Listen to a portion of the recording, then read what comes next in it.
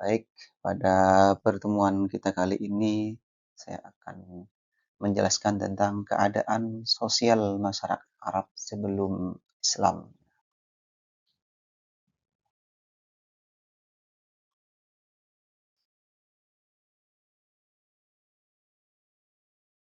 Keadaan sosial masyarakat Quraisy sebelum Islam, ini keadaan sosial ekonomi masyarakat Arab ini sangat dipengaruhi oleh kondisi dan letak geografisnya. Kemudian bagian tengah Jazirah Arab ini terdiri dari tanah pegunungan yang tandus. Oleh sebab itu, banyak penduduk yang hidupnya tidak menetap, artinya nomaden. Mereka ini tinggal di pedalaman, yaitu masyarakat Badui, yang mata pencariannya ini hanya mengandalkan beternak. Mereka ini biasanya berpindah-pindah dari suatu lembah ke lembah yang lain dan untuk mencari rumput untuk hewan ternaknya. Di bidang pertanian, biasanya ini dikerjakan oleh suku-suku yang bertempat tinggal di daerah-daerah subur. Terutama mereka biasanya yang mendiami daerah subur di sekitar oasis seperti Taif. Di tempat ini mereka menanam buah-buahan dan sayur-sayuran. Masyarakat Arab ini yang tinggal di perkotaan, biasanya ini mereka berdagang.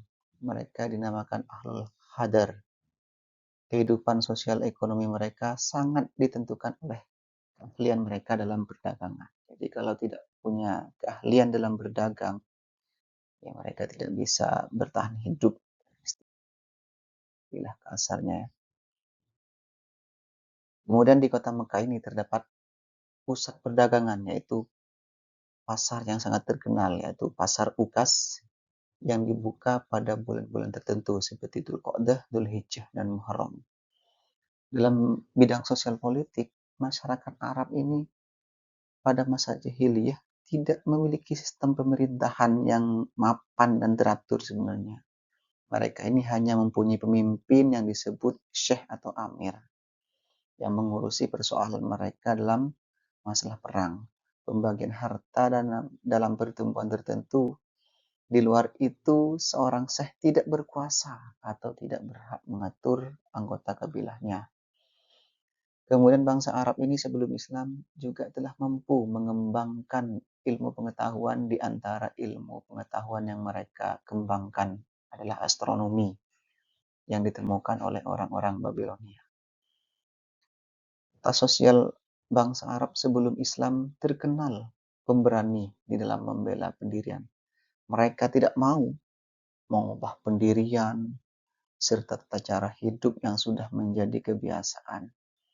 Tidak mau mengalah, namun ada sisi kebiasaan yang baik, yaitu suka menghormati dan memuliakan tamu. Moral dan perilaku sangat rusak sehingga mereka disebut kaum jahiliyah yang bodoh. Mereka minum minuman keras dilakukan secara bersama-sama, bahkan tak jarang mereka sehingga sering menimbulkan peperangan antar suku.